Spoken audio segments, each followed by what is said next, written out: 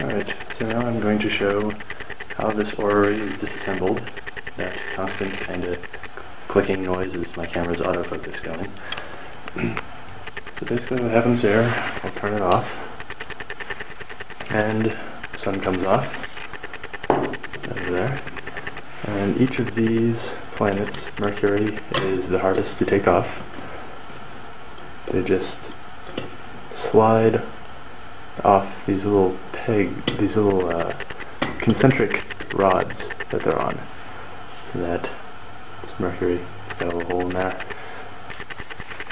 And then all of the rest slide off much more easily. And you can see each one of these rods actually goes all the way in, and they're each connected to their various gears down there.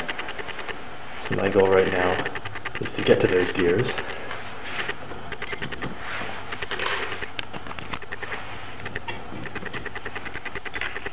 That involves taking off all the planets, including Pluto, and that little thing, and then the dome. So now we're left with just one spike and all those gears in there, and then like that gear on top, that one's for Pluto, and then it just goes in till you get the inner four there, and each of them connects to these rods like this, and the sun goes up there and it doesn't move, it's got that thing down there.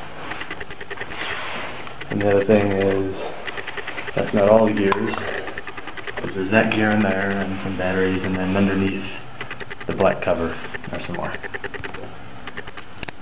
And that is the inside of the Orrery.